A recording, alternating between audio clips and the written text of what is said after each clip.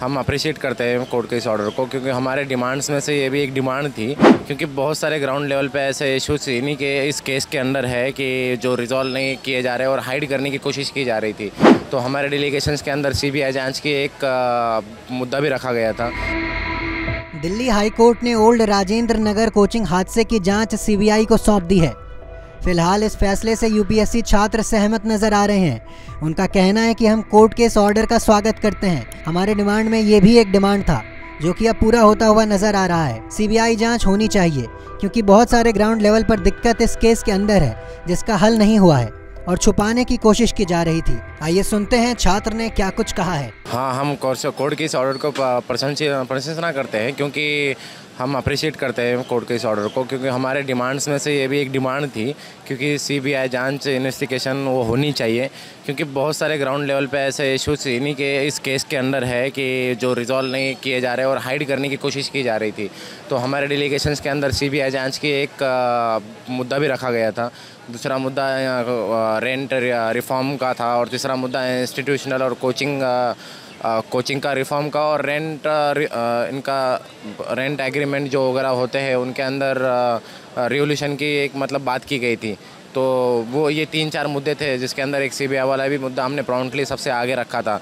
तो जब ये हाई कोर्ट ने जो आदेश दिए है, ये आदेश की तो हम काफ़ी हमारे स्टूडेंट यूनियन से अप्रिशिएट करते हैं और हाई कोर्ट की सारे जजेस का और इस ऑर्डर का हम तहे दिल से स्वागत भी करते हैं। एक्चुअली सर, जो हम अब तक की जो बात चल रही थी, अब तक का जो मुद्दा ये था कि जो प्रशासन की तरफ से, जो अधिकारियों की तरफ से जो बयान दिए जा रहे थे और इवन दो रिटर्न फॉर्मेट में भी दिया गया, लेकिन उसमें एक टाइम फिक्स नहीं किया गया, एक टाइम का एक फ्रेम नहीं दिया गया।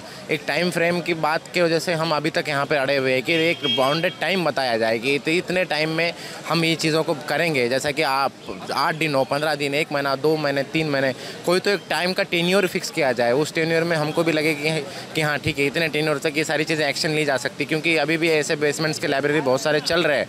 और सबसे मेन चीज़ तो ये है कि जैसा हर जगह इशू होता है, उसके बाद ये सारे प्रॉब्लम रेज होते हैं, उसके बाद जाके महीना 2 महीने के बाद ये सारे नॉर्मलाइज होने लगती है चीज़ें। हम ये नॉर्मलाइज नहीं चाहते हैं। हम इंस्टीट्यूशन के भी प्रॉपर रिफॉर्म चाहते हैं ताकि इन फ्यूचर भी ये सारी चीज़ें ना हो और हर इंस्टीट्यूशन अपने स्टूडेंट्स को जब एडमिशन लेते हैं वो इंश्योरेंस करवाए। लेकिन ये सारी चीज़ें तो अंडर उसमें आ ही जाएंगी, लेकिन जब ये रिटर्न फॉर्मेट में आ गया है तो उसके बाद टाइम फिक्स, वो रिटर्न फॉर्मेट में कहीं टाइम बाउंडेड नहीं दिया गया है। जब टाइम बाउंडेड दिया गया जाएगा हमको भी पता चल जाएगा उससे। अभी तक तो ये जारी ही रहेगा और चलेगा जब तक ये रिटर्न फॉर्मेट में टाइम पीरियड नहीं फिक्स होता, तब तक तो जारी रहेगा। यस ऐसे बिल्कुल संतुष्ट है और ये बहुत ही अप्रिशिएट वाला पॉइंट है हाई कोर्ट से। हम बहुत संतुष्ट है इस चीज़ की वजह से।